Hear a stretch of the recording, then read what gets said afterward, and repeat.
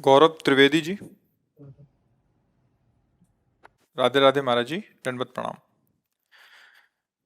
महाराज जी, मैं एक संप्रदाय से जुड़ा हूँ जहाँ मुख्य गुरु के शारीरिक रूप से जाने के बाद दो भाग हो गए। एक भाग का कहना है कि दीक्षा लेने के लिए शारीरिक रूप से गुरु का होना आवश्यक है, अतः अब आप उनके शिष्य को गुरु बनाकर दीक्षा ले लीजिए। और दूसरे भाग का कहना है कि दीक्षा के लिए गुरु का शारीरिक रूप से होना आवश्यक नहीं है, उनकी अनुपस्थिति में और उचित योग्यता के अभाव में उनके शिष्य मुख्य गुरु की तरफ से ही दीक्षा दे सकते हैं।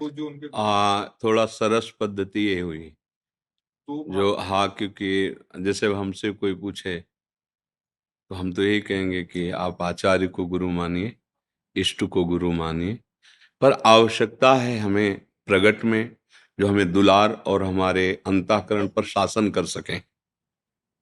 क्योंकि जैसे हम रसोपासना की भावना करें तो ललिता जो परम रस स्वरूप हैं, हम उनको गुरु मान लें, पर ललिता जी के भाषण, संभाषण, उनकी वचन हम समझ पाएंगे क्या? तो क्या करें? तो ललिता जी अवतरित हुई स्वामी हरिदास जी के रूप में। उनके रस परंपरा से जो मंत्र और उपासना पद्धति चली आ रही, अब किसी हरिदासी संत के चरण पकड़े और उनके आश्रित हो जाओ, वो हम पर दृष्टि रखे, तो वही बात आ जाएगी जहां पहुंचना है। सच्ची उपासना हमारे अंतःकरण पर शासन करने वाला कोई होना चाहिए। बोले भगवान है, भगवान तो सबके हृदय में, दुर्दशा रुकी क्या? इसीलिए मोरे मन प्रभु अस विश्वासा, राम ते अधिक राम कर दासा। पर जिस दिन से गुरुदेव ने बांह पकड़ी, हमारे अहंकार को रौंद दिया, हमारी वासनाओं को रौंद दिया। तो भगवान तो थे ही हृदय में, अनंत जन्मों से हमारे साथ थे, सबके हृदय अछत अविकारी, पर सकल जीव जगदीन दुखारी। अपने को भी ऐसा लगता है और सिद्धांत भी ऐसा लगता है कि गुरुदेव के चरणों का प्रगट में आश्रय। मंत्र तो आचार्य का ही होता है, वही आचार्य परंपरा से आता है, और प्रत्येक उस आचार्य परंपरा का जो महापुरुष है वो अपने आचार्य पर ही आसक्ति करवाता है। जैसे अपने लोग मिलेंगे तो क्या बोलेंगे? श्री हरिवंश, तो जिनका मंत्र, जिनकी उपासना, वहीं तो पहुंच रहे हैं। पर अब हरिवंश महाप्रभु प्रगट रूप में आपको तो डांटेंगे नहीं आके, पर अगर आप एक भी थोड़ी भी चेष्टा हमारे मार्ग के विरुद्ध करेंगे तो हम आप पर शासन करने, अब ये चाहिए हमको। और जब हम कभी हार रहे हो तो गले लगा, तू चिंता क्यों करता है, हम हैं ना। इतना प्यार, माँ जैसा और शासन, ये दो प्रगट में गुरुदेव से मिलते हैं। दर्शन करे आओ आप, प्रभु के साक्षात विराजमान है हमारे राधा वल्लभ बांके बिहारी राधा रमन जी, कोई मूर्ति थोड़ी, साक्षात प्रगट हुए। पर आपको ऐसा भय नहीं लगेगा, और आप किसी प्रगट भगवत भजन करने, उन्हीं का भजन करने वाले संत का आश्रय ले लो, आप डेहरी नांगने में भयभीत हो जाएंगे यदि सच्चे शिष्य हैं। और आपसे गलती हो रही ना, तो आप उनके सम्मुख जाने में भयभीत हो जाएंगे कि अगर कहीं उनकी दृष्टि पड़ गई है तो एकदम ये चाहिए, ये चाहिए गुरु। ये अव्यक्त से नहीं होगा, ये व्यक्त गुरुदेव से होगा। ये हम अपनी बात कहते हैं, बचपन से बाबा जी थे, ऐसा स्वभाव था अपने धर्म पर। बिल्कुल बिना गुरु की ये अहंकार नष्ट नहीं होता। हाँ, अहंकार हो जाए तो देवर्षि नारद को भी भ्रम हो गया, नहीं हो गया? देवर्षि नारद चरित्र में पढ़ो, गुरुदेव ने पकड़ा उस राक्षस को जो हम अंदर बैठे पुष्ट हो रहा था, उन्होंने पकड़ा। फिर जो जैसे कुम्हार ने मिट्टी को पीट पीट करके एक दाना भी नहीं रहने देता, क्योंकि वहीं से मटकी फूट जाएगी जहां एक रवा रह जाए, एकदम महीन करके पानी डाल के गोंद के उसे एकदम मलाई जैसे करके फिर आकार दे दिया, घड़ा सकोरा जो। ऐसे गुरुदेव एकदम अहंकार को मिटिया मेट करके फिर भाव दे दिए, दास्य भाव, सख्य भाव, वात्सल्य भाव, गोपी भाव, सहचरी भाव। हमें लगता है ये हमारे हृदय का अनुभव और कुछ महापुरुषों के वचनों का प्रमाण कि बिना प्रगट सदगुरुदेव के शासन में आए परमार्थ पे चला नहीं जा सकता। ग्रंथ पढ़ के परमार्थ में अनुभूतियां प्राप्त नहीं की जा सकती।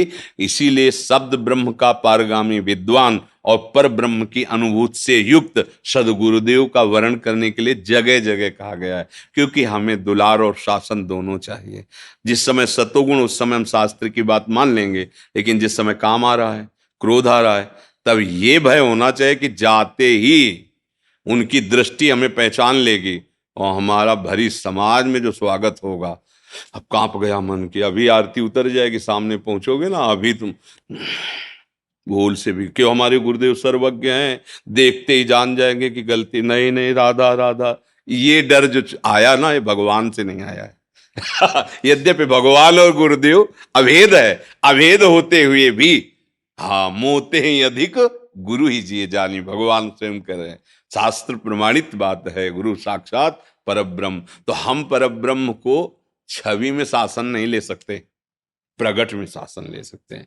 आज भी कह रहे हैं हमें विश्व में मृत्यु से भय नहीं लगा, लेकिन गुरुदेव से आज भी भय लगता है। अगर वो दृष्टि ऐसे कर दे तो हृदय कांपने लगता, कोई अपराध तो नहीं बन गया, क्योंकि सांप का सब उनके हाथ में है, सब उनके हाथ में। जैसे हम कहीं भी चरण रखें, पृथ्वी ही आधार है, ऐसे हम कुछ भी सोचे, हमारे गुरुदेव आधार है। उन्हीं के आधार से हमें प्रियालाल का परिचय है, उन्हीं के आधार से प्रियालाल हमें स्वीकार। हमारी तो सामर्थ्य नहीं वहां तक पहुंचने की। तो मुझे लगता है कि आचार्य परंपरा से जो संत महानुभाव उसी में रमण कर रहे हैं, उपासना में, मंत्र में, गुरुदेव आज्ञा, उनको गुरु वरण करके उनके प्यार और शासन में अपने को समर्पित कर दे, तो हमें लगता है भगवत प्राप्ति सहज है। क्योंकि हम सब कुछ यही छाती की बातें हैं। ये मन बहुत बदमाश है, 10 मिनट तो एकदम समाधि में बैठाल देगा और 11वें मिनट में प्रपंच में खड़ा कर देगा। आप कौन संभाले? समाधि में तो बड़ा आनंद आ रहा है, किसी की जरूरत नहीं, लेकिन जब वो विषयों में जा रहा है, प्रपंच में फंसा रहा, मेरे बस की बात रह नहीं गई, तब वो गुरु कृपा ही केवलम मोक्ष मूलम गुरु कृपा। अब यह हार गया प्रभु। उनकी जहां दृष्टि पड़ी तो हमें लगता है हमारे ऊपर पड़ रही, नहीं उन दुश्मनों पर जिन्होंने हमें भगवत विमुख किया है। भाग जाते हैं काम क्रोध लोभ। वो ऐसे भी कहते हैं गुरु मेहरबान तो चेला पहलवान। पहलवान को होता अंदर के विकारों को परास्त कर देता है, अंदर के विकारों को परास्त कर। इसलिए भैया हमारी जो हृदय की बात है वो है कि ज्ञान विज्ञान कुछ काम नहीं करेगा, गुरुदेव की दृष्टि काम करेगी। हमने तो यहाँ की बात कह रहे जी, रघुगण को जो उपदेश किया जड़ भरत जी ने, तो एक कैसे बोध प्राप्त होता है? तो जड़ भरत जी कह रहे हैं रघुगणित तत्तपसा न याति न चेद्या न निरूपणाद गृहाद्वा न छंदसा नैव जलाग्नि सूर्यो बिना महात्पाद रजोभिषेकम। हे रघुगण, ये तपस्या से नहीं होता, ये गृहस्थ धर्म की आराधना, जल सूर्य की आराधना, इन सबसे नहीं होता, ये दान पुण्य तीर्थयाटन से नहीं होता, ये होता है भगवत प्रेमी महापुरुषों की चरण रज से अभिषेक करना। अभिषेक का मतलब होता है उनकी आज्ञा पे रहना। ऐसे नहीं कि चरण रज लगा लियो मनमानी आचरण, नहीं, चरण रज लगाने का मतलब है अब जो ही कहां करें हम सोई, आयस लिए चले नहीं, अब आपकी आज्ञा पे हमारा जीवन समर्पित, अब बोध प्राप्त हो जाए। तो चाहे शिव विरंच सम होई, गुरु बिनु भव निधि तरे न कोई।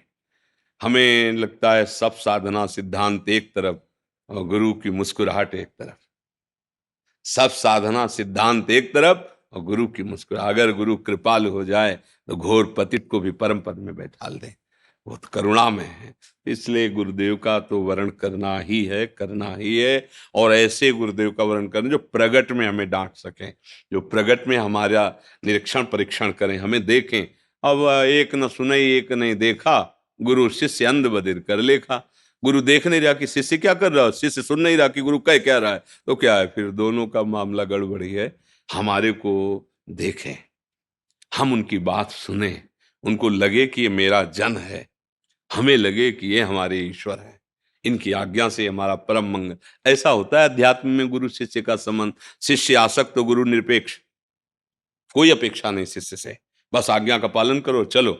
और शिष्य आसक्त यानी कि गुरु हमारी तब देखते नहीं तो क्या मतलब जाने से, क्या नहीं, वो नहीं देखते, वो जहां देख रहे हैं वही तुम्हें पहुंचाना चाहते हैं। इसलिए तुम उनके देखने को ना देखो, तुम अपने को देखो, तुम किसको देखते हो, तुम किसकी तरफ जा रहे हो, भाव ये है।